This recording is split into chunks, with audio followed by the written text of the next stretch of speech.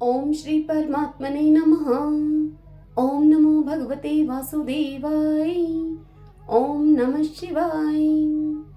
अध्याय 15 की पावन कथा में हम आज सुन रहे हैं महाकाली नदी, पुष्करावर्त का नदी, कंकाल भैरव तथा चित्रादित्य की महिमा। आज के दिन हम इस पावन कथा का रसपान कर रहे हैं। महादेव जी इस कथा को सुनाते हुए देवी पार्वती से कहते हैं कि हे पार्वती, वही पाताल विवर से युक्त एक महापीठ है जहाँ पर महाकाली देवी निवास करती हैं। वे सब दुखों की शांति तथा समस्त शत्रुओं का नाश करने वाली हैं। कृष्ण पक्ष की अष्टमी को आधी रात में गंध पुष्प आदि उपचारों से विधि पूर्वक पूजा करने पर वे समस्त दुखों का निवारण करती हैं। जो स्त्री शुद्धचित होकर 1 वर्ष तक प्रत्येक शुक्ल पक्ष की तृतीया को विधि पूर्वक देवी की पूजा करती हैं, वह 7 जन्मों तक क्षुधा, दुर्भाग्य और दीनता का कष्ट नहीं भोगती। ब्रह्म कुंड से उत्तर में थोड़ी ही दूरी पर पुष्करावर्त का नदी है। पूर्व काल में जब महात्मा सोम का यज्ञ प्रारंभ हुआ, उस समय उनका निमंत्रण पाकर सोमनाथ की प्रतिष्ठा कराने के लिए सब देवताओं के साथ ब्रह्मा जी भी प्रभास क्षेत्र में आए और इस प्रकार वे बोले। ब्रह्मा जी बोले कि जब तक मैं यहाँ रहूं तब तक त्रिपुष्कर तीर्थ में ही मुझे तीनों समयों की संध्या करनी चाहिए। इसी समय जब लगन काल उपस्थित हुआ तब वेद चिंतक ब्राह्मणों ने उन्हें बताया कि यहीं पर प्रतिष्ठा के लिए सबसे उत्तम समय है। उस समय ब्रह्मा जी को पुष्कर तीर्थ की ओर प्रस्थान करते हुए देखकर निशानाथ चंद्रमा ने कहा कि हे भगवान, ज्योतिषियों ने प्रतिष्ठा के लिए यही शुभ मुहूर्त बताया है। यह मुहूर्त बीतने न पाए, इसका ध्यान रखना चाहिए। तब ब्रह्मा जी ने मन ही मन पुष्कर तीर्थों का चिंतन किया। उनके स्मरण करते ही वे तीनों नदी के तट पर प्रकट हो गए। उस समय नदी में ज्येष्ठ, मध्य और कनिष्ठ 3 भंवरें उठी। उन 3 आवर्तों को देखकर लोक पितामह ब्रह्मा जी ने कहा कि आज से यह सुंदर नदी पुष्करावर्त का नाम से प्रसिद्ध होगी। जो मनुष्य इसमें स्नान करके भक्ति पूर्वक पितरों का तर्पण करेगा, उसे तीनों पुष्कर में स्नान के समान पुण्य प्राप्त होगा। जो भी मानव श्रावण शुक्ला तृतीया को उसमें पितरों का तर्पण करता है, उसके वे पितर 10,000 कल्पों तक तृप्त रहते हैं। वहीं पर कंकाल भैरव नामक क्षेत्रपाल हैं, जिन्हें उस क्षेत्र की रक्षा के लिए भैरव जी ने नियुक्त किया है। जो श्रावण शुक्ला पंचमी तथा अश्विन शुक्ला अष्टमी को कंकाल भैरव का भक्ति पूर्वक पूजन करता है, उस महात्मा के उस क्षेत्र में निवास के लिए वे सब विघ्नों का निवारण करते हैं और उसके पुत्र की भांति ही वह रक्षा करते हैं। उस स्थान के दक्षिण भाग में ब्रह्मा कुंड के समीप दरिद्रता का नाश करने वाले चित्रादित्य विराजमान हैं। प्राचीन काल में इस पृथ्वी पर मित्र नाम के एक धर्मात्मा कायस्थ निवास करते थे, जो सदा सब प्राणियों के हित में तत्पर रहा करते थे। उनके 2 संतानें हुई, एक पुत्र और एक कन्या। पुत्र का नाम चित्र और कन्या का नाम चित्रा हुआ। चित्रा बड़ी ही सुंदर और सुशीला थी। इन दोनों के जन्म लेते ही इनके पिता मित्र की मृत्यु हो गई। मित्र की पत्नी ने पति के साथ चिता में प्रवेश किया। तदंतर इन दोनों अनाथ बालकों का ऋषियों ने पालन लालन किया। वे महान वन में बड़े हुए और बचपन से ही व्रत प्राण रहे। एक बार प्रभास क्षेत्र में आकर उन दोनों ने महादेव सूर्य की स्थापना की और वे बड़ी भारी तपस्या में संलग्न हो गए। धर्मात्मा चित्र ने धूप, माला, चंदन आदि उपचारों से सूर्यदेव का पूजन किया और वशिष्ठ जी के द्वारा बताए हुए 68 नामों के द्वारा उनका सत्वन किया।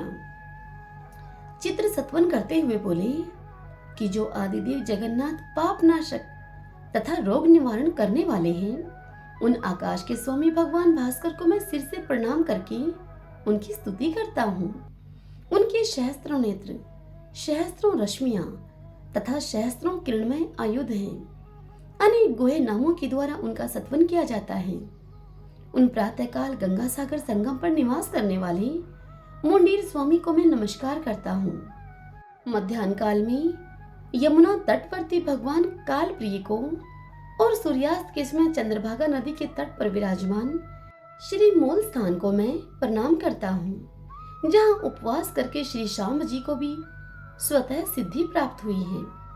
काशी में लोहिताक्ष, गोभिलाक्ष में ब्रह्ममुख, प्रयाग में प्रतिष्ठान, महादुति में वृद्धादित्य, कोट्याक्ष में द्वादशादित्य, चतुर्घट में गंगादित्य, नैमिषारण्य में गोलास्थ, भद्रपुट में भद्र, जया में विज्रादित्य, प्रभास में स्वर्णवेतस, कुरुक्षेत्र में सामंत, इलावर्त में त्रिमंत्र, महेंद्र में कर्माणादित्य, हिरण्य में सिद्धेश्वर, कौशाम्बी में पद्मबोध, ब्रह्मा बाहु में दिवाकर, केदार में चंडकांति, नित्य में तिमिरापह, गंगा मार्ग में हरिद्वार, भूप्रदीपन में आदित्य, सरस्वती तट पर हंस, प्रथुदक में विश्वामित्र, उज्जैनी में नरद्वीप, सिद्धापुरी में अमित दुति, कुंती कुमार में सूर्य,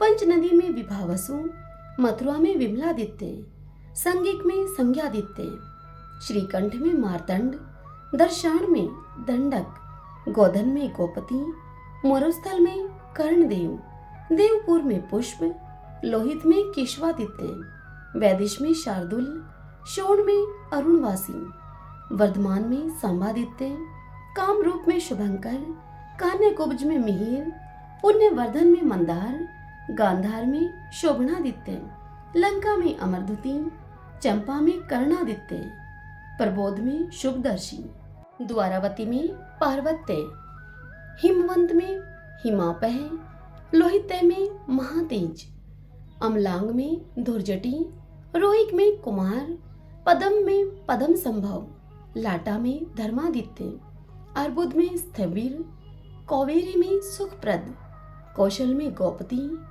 कोंकण में पद्मदेव, विंध्य पर्वत पर तापन, काश्मीर में त्वष्टा, चरित्र में रतन संभव, पुष्कर में हेमगर्भ, गबस्तिक में सूर्य, प्रकाशा में मुंजाल, तीर्थग्राम में प्रभाकर, कामपिल्ले में इलकादित्य, धनियक में धन्यवासी, नर्मदा तट पर अनल तथा सर्वत्र गगनादीप नाम से प्रसिद्ध सूर्यदेव को मैं नमस्कार करता हूँ। ये भगवान भास्कर के 68 नाम हैं, जो मनुष्य प्रतिदिन प्रातः काल उठकर पवित्र होकर पूर्ण भक्ति भाव से इन नामों को पढ़ता अथवा सुनता है, वह सब पापों से मुक्त हो जाता है। महादेव जी कहते हैं कि शुद्ध चित्त वाले चित्र की इस प्रकार स्तुति करने पर भगवान सूर्य ने प्रसन्न होकर चित्र से कहा कि हे वत्स, तुम्हारा भला हो, तुम कोई वर मांगो। तब चित्र ने भगवान सूर्य से कहा कि हे उष्ण रश्मि, सब कार्यों में मेरी रुचि हो और मुझे कुशलता प्राप्त हो। एवं मस्तु कहकर भगवान सूर्य ने उनकी इच्छा का अनुमोदन किया। तब से चित्र सर्वात कुशल हुए।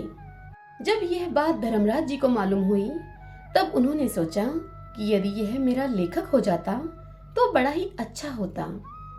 एक दिन चित्र शार समुद्र के भीतर अग्नि तीर्थ में स्नान करने के लिए गए। उसमें प्रवेश करते ही यमदूत उन्हें शरीर के सहित यमपुरी उठाकर ले गए।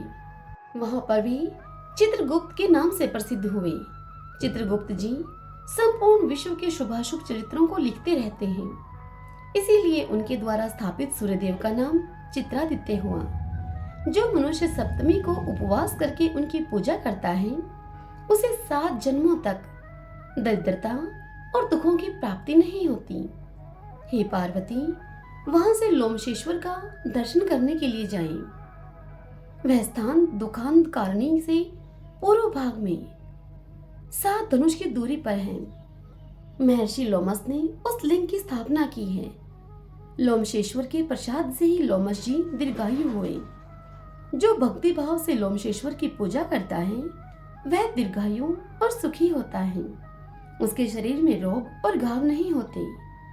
लोमशेश्वर के पश्चिम भाग में 5 धनुष के अंतर पर तृणबिंदीश्वर नामक लिंग प्रतिष्ठित है। मुनीश्वर तृणबिंदु एक मास पर कुश के अग्रभाग से एक बिंदु जल लेकर पीते और तपस्या किया करते थे। इस प्रकार अनेक वर्षों तक प्रभास क्षेत्र में मेरी आराधना करके वे परम सिद्धि को प्राप्त हो गए। वहां से परम उत्तम चित्रपथा नदी के समीप जाएं। वह ब्रह्मा कुंड और चित्रादित्य के बीच में होकर बहती है। जिस समय यमदूत चित्र को शरीर के सहित यमपुरी उठा ले गए, उस समय यह समाचार पाकर उनकी बहन चित्रा को बड़ा दुख हुआ। तब वह चित्रा नदी के रूप में परिणित होकर अपने भाई की खोज करने के लिए समुद्र में समा गई। ब्राह्मणों ने उसका नाम चित्रपथा रख दिया। जो मनुष्य चित्रपथा में स्नान करके चित्रादित्य का दर्शन करता है, वह सूर्यदेव के परम धाम में जाता है। कलयुग में चित्रपथा नदी अंतर्ध्यान हो गई है। केवल वर्षा काल में ही उसका दर्शन होता है। भोजन करके या बिना भोजन किए, रात में या फिर दिन में, पर्व के समय अथवा बिना पर्व के, मनुष्य पवित्र हो या फिर अपवित्र हो, जब जहां जिस अवस्था में चित्रपथा नदी का दर्शन करे, वही उसका पुण्य काल है। उसका दर्शन ही पुण्य पर्व है। कोई समय विशेष उसकी महत्ता का कारण नहीं होता। स्वर्गवासी पितृ उस नदी का दर्शन करके हर्ष से गाने और हंसने लगते हैं कि हमारे वंश का कोई यहाँ आकर श्राद्ध करेगा और हमें एक कल्प तक के लिए वह तृप्त कर देगा। इस प्रकार यूं जानकर सब पापों के नाश और पितरों की तृप्ति के लिए वहां स्नान और श्राद्ध करना चाहिए। हे पार्वती, हे महादेवी, ब्रह्मा कुंड के उत्तर भाग में रूप कुंड है। वहां स्नान करके मनुष्य चोरी के पाप से छूट जाता है। उसमें स्नान करने के प्रभाव से उसके वंश में 7 जन्मों तक कोई चोर और क्रूर नहीं होता। जो शस्त्र से मारे गए हों अथवा पापी रहे हों, ऐसे पूर्वजों की मुक्ति के लिए वहां शिवरात्रि को विशेष रूप से पिंडदान आदि कार्य करने चाहिए। वही उत्तम रत्नेश्वर लिंग है, जिसकी स्थापना साक्षात भगवान विष्णु ने की है। जो रतन कुंड में स्नान करके रत्नेश्वर की पूजा करता है, वह 7 जन्मों तक लक्ष्मीवान, बुद्धिमान तथा गाय बैल आदि पशुओं से संपन्न होता है। जो श्रवण नक्षत्र और द्वादशी के योग में विधिवत उपवास करके भक्ति पूर्वक उनकी पूजा करता है, वह मनोवांछित फल को पाता है। हे पार्वती, वह स्थान मुझे विशेष प्रिय है। मैं वहां सदा निवास करता हूँ और प्रलय काल में भी उसका त्याग नहीं करता। वह सुदर्शन नामक वैष्णव क्षेत्र कहा गया है। उसका विस्तार सब और 36 धनुष तक है।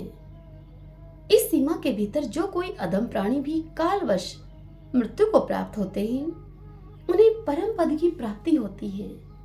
जो लोग वहां पर भगवान विष्णु की प्रीति के लिए सोने का गरुड़ और पीतांबर दान करते हैं, उन्हें यात्रा का उत्तम फल प्राप्त होता है।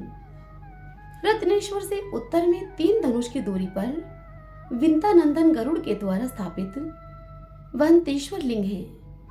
जो मनुष्य पंचमी के दिन भक्ति पूर्वक गरुड़ेश्वर की पूजा करता है, उस मनुष्य को सर्प जनित विष का 7 जन्मों तक भय नहीं प्राप्त होता। जो वंतेश्वर को पंचामृत से स्नान कराकर विधिवत उनका पूजन करता है, वह स्वर्गलोक में आनंद भोगता है। हरि ओम तत्सत। ओम नमो भगवते वासुदेवाय। ओम नमः शिवाय।